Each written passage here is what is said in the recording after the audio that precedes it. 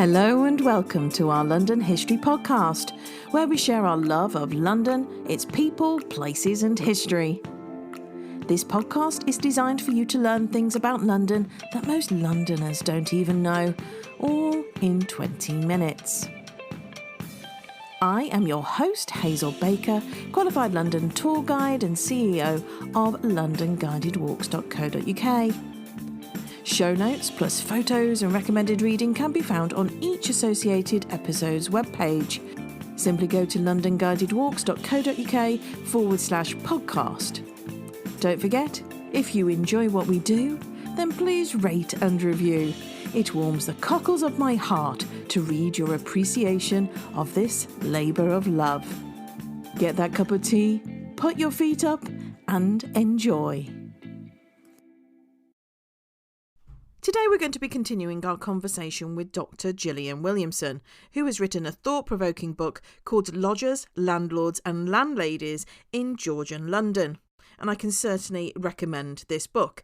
We did focus on lodgers and landlords, including James Boswell, Elizabeth Inchbald, Amphra, Benn, William Blake, Samuel Johnson and Oliver Goldsmith in the previous episode.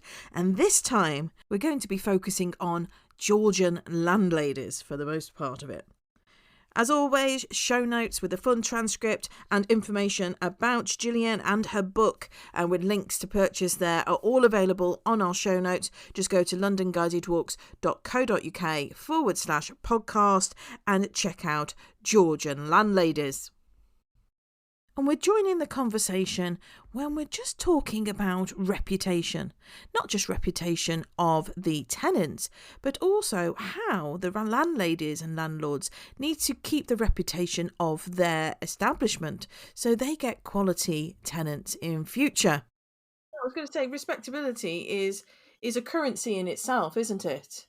It is, and it's a key word. One of the things that I get really frustrated about by reading, historical fiction a lot of the time is that they always make the landlady a little bit of a hussy or penny pinching, or that she offers services on the side, no matter whether it's Peaky Blinders. And it really frustrates me. Why can't women be business women? I know that's what another thing I thought, looking at it I tried to look at the lodging relationship from both sides, not just what the lodger says, but also how it might have been to have a lodger.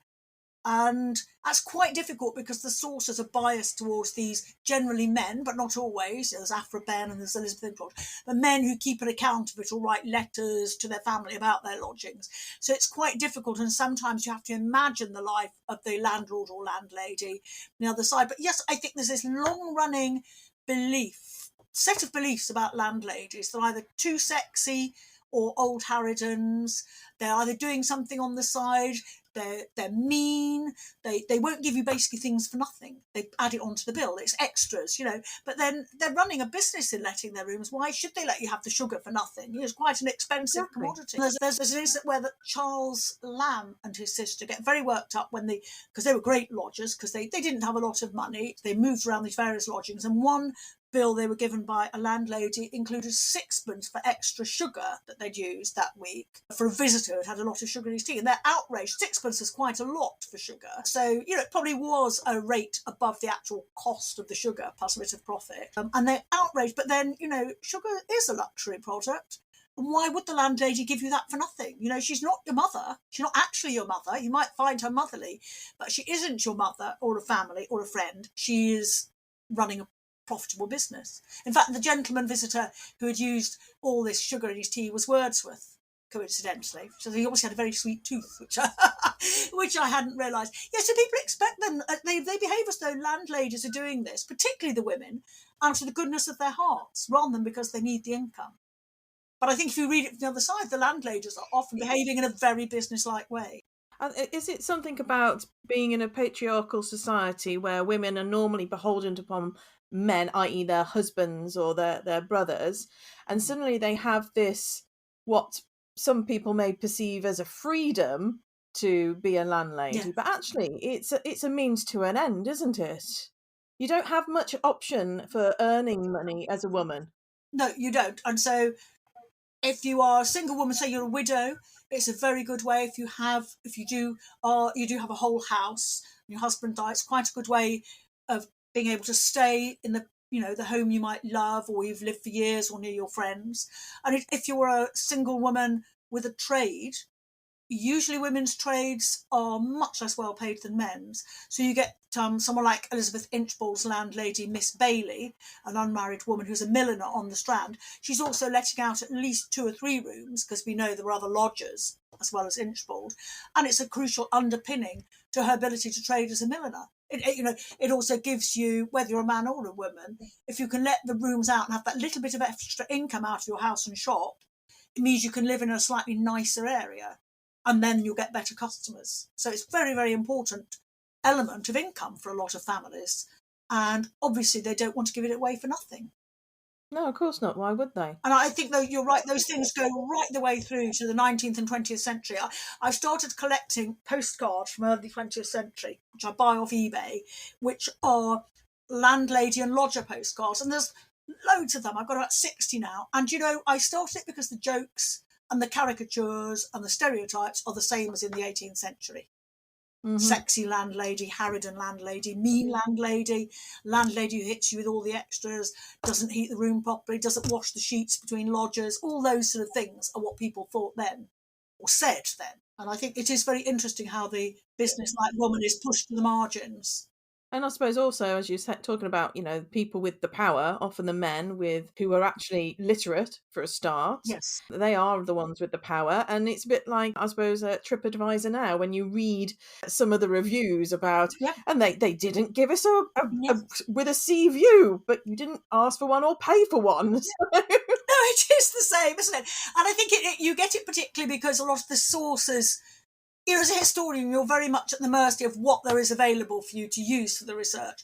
And most of the people who leave written accounts of their time as lodgers tend to be men, and they tend to be men who regard themselves as having a certain standing in society. They're not necessarily as grand as Boswell, but, they feel comfortably a person, somebody of note. Mm-hmm. And they tend, I think, when push comes to shove and things are going badly, they often regard landlords and landladies a bit beneath them socially. So if things start going badly, they will be writing in their diary that they're vulgar, that they're common, that they talk too much, and you very much see that with Boswell, but also with other people. So I think there's often a social gulf between a lot of lodgers' feelings about themselves and how they feel about the landlord and lady. They actually slightly despise them right from the beginning, so... It's because they're often in trade. Well, yeah, it's also a mutually convenient relationship, isn't it? They need a roof over their head, and the landlord needs someone in the room. Yes. So it's not. Yes. It's never going to be even, though. No, it's never even, and ultimately, of course, it's uneven. The balance of power lies with the landlord and landlady. It's their home. Mm-hmm. You're only no lodger even now is there other than license. The permission of the host. They can get rid of you at any time. They can just tell you to go.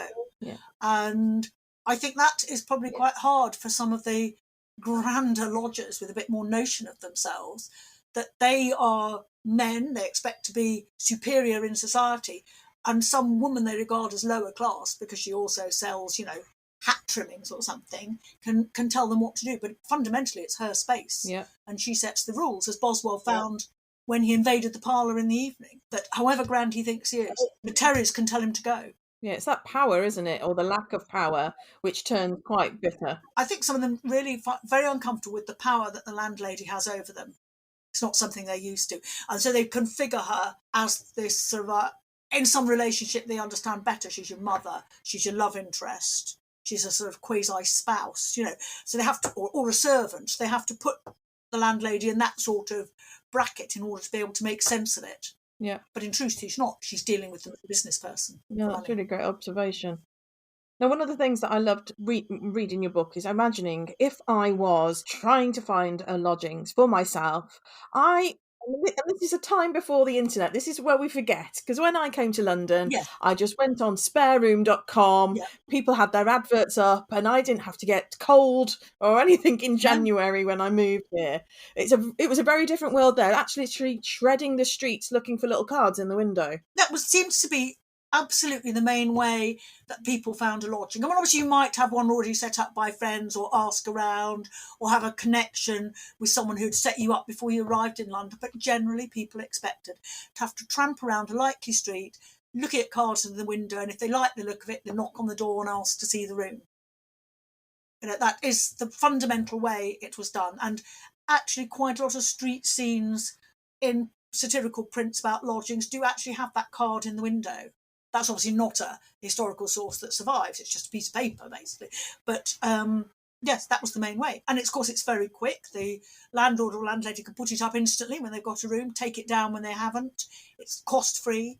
And there's no need to go through a middleman. All those sorts of attempts to monetize that search fail, I think, because most people, nearly everybody, is going to want to look at the room before they take it. Mm-hmm. So you can never cut out that going and knocking on the door, having a look at the room and seeing if on the face of it you and the landlord and landlady can get on.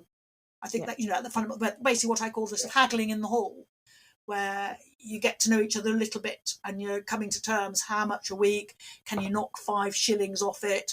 Can I have free tea and coffee for that? So, but basically you do have to meet and have a look at the room.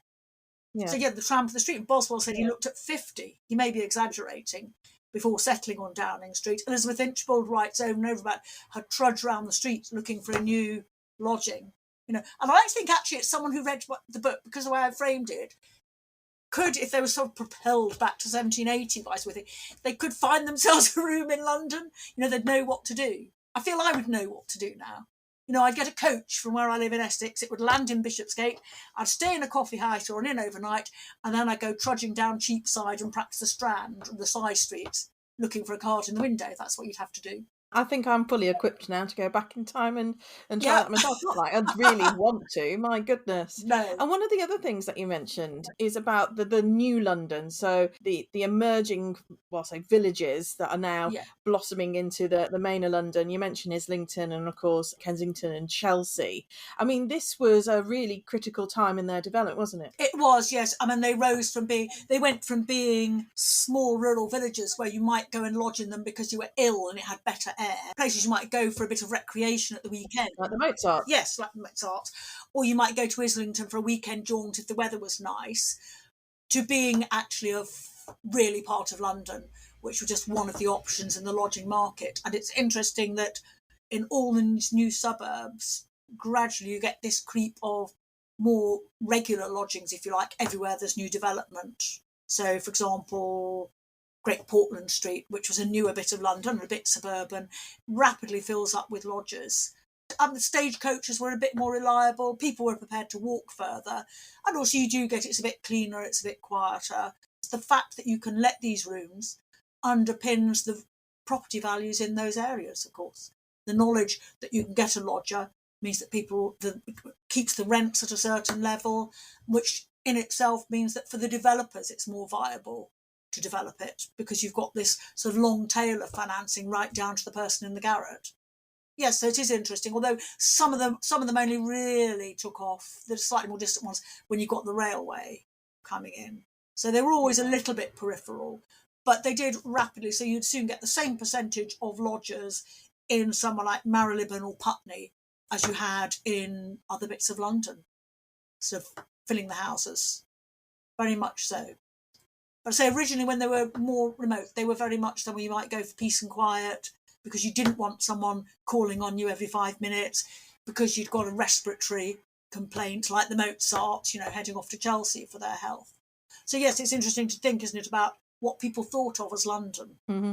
So I think it goes to that, what people think of as London and central and what they think of as a bit peripheral. And always in all the sources I looked at for respectable lodgings, it was never to the east. It was never the east, towards the East End. The only mention of the East End in, say, lodging advertisements was Mile End Road, which obviously does have those late 18th century big terraced houses that perhaps ship's captains retired to. That's the only area. So you have also, it shows up, I think, also this growing understood gulf between respectable London and outcast London, places you wouldn't want to lodge. Mm-hmm. The Docks, the East Ends, Wapping, St Giles, that sort of sort of area. It's all quite fascinating, and I know I could talk forever with you because it's there's just so much to learn, isn't there? There is, there is. And it's just, I think it just gives a different picture of London life. You see a terrace of streets with those of uniform front doors. You think of them as family houses, and I just think if you opened the door, they weren't necessary. Nobody expected them to be at the time. No, it's fascinating. You know, no one would necessarily expect the house. And I mean, you must have been like a Sherlock Holmes, piecing bits together from newspapers and that. Well, I started off with life writing, so people's memoirs and journals and letters, and that's where I'd noticed it, because people were writing letters from Mr. West's, the cabinet maker in the Strand, you know, that sort of thing. Well, that's interesting. He's not got a house of his own, even though I think this one was David Garrick, I think. Oh, so you know, he's only living in a room in a joinery shop, basically. That's what started it off. So then I did use legal cases, but I think you have to be careful not to assume that everything ends up in crime or a murder or something disastrous. I used civil legal cases where people were in dispute over things. I used the advertisements. The Morning Chronicle, which is a big circulation London daily, had advertisements which were digitally searchable. So I searched for all the advertisements with lodgings to look at the language that people used and what sort of person. The advertisement showed that this was not a male world, that many women were looking for lodgings and people did not prefer to let to a man necessarily, despite this idea about sex work. There was many women looking for lodgings or being, you know, saying this is due for a woman, as men, and then also surveys and things that people did of a district, and then the serendipitous things where we started with the Compton Street fire, where I was looking at the City of Westminster Archive Centre. I put in lodgers and came across this fantastic set of records from a fire that had burnt down 16 houses, and realised that in the 16 houses burnt down and those damaged on this one terrible night, firstly, luckily no one died, so that's really good. Someone was seriously injured, but nobody died. That the overwhelming number of people spilled out onto the street and then making a claim against the charity was set up were lodgers. Yeah. You know, there was a tiny number of householders, 40-odd servants, so, you know, 2 or 3 a house perhaps, but this vast tail of lodgers, and not necessarily just one person, someone with a child, someone with a wife and child living in one room. And the records gave you that geography, which you don't often get, where whoever had been the secretary of this charity had said, you know, so-and-so lives in the garret at the back, this person lives in the first floor at the front, and you can tie them into the household and know that they are, say, a haberdasher or a greengrocer. And suddenly you've got a whole repopulation of a street and exactly who's in each room. And you realise what little space some householders kept for themselves, basically the minimum. So they're letting out every room they can possibly spare, and they, their servants and their children are living in really perhaps 2 or 3 rooms of a house. Yeah. But that, I think, was a real find, and it really did make real that hierarchy of rooms and who lives where, and quite how densely populated an area like Soho was at the time. But that was just sheer luck. Well, you know, you're not going to complain about being given a gift. No, absolutely not. I mean, what was a particular strength in the book I've noticed was that, and this is something that you keep alluding to, it's about the people. Yes. It's not just about the transactions and being No. a historian. You do get swept up with dates and being factual, but there's the human story there as well. Yes. And I found that getting to know these people a little bit more and worrying about them, even though they're long dead and gone. Also, I think it's terrible to say, not very historical. I like some people, I don't like others so much, you know, which is an awful thing to say. Some think, oh, they're quite sweet, I'd have them in my house. Or I wouldn't want, some people sometimes say, who's the worst lodge you come across? And Boswell's quite bad because he's very high-handed. But I think the romantic poets are absolutely the pits to have in your house, because they don't pay, they do a runner without paying. They're drug addicts with their drug-addled friends coming round to the house. An absolute nightmare. So I think Coleridge, Samuel Taylor Coleridge, has to be the worst lodger that you could possibly have in your house in the Georgian period. His friends said that, actually. They would say, don't have Coleridge in your house. You'll regret it if you have Coleridge living with you. Oh, brilliant. Well, thank you so much. This has been absolutely brilliant, eye-opening yet again, and I'm all popped to investigate more on my own time about this, because it's just fascinating. Thank you. Well, thank you very much. Thanks for the interest in it. That's all for now. See you next time.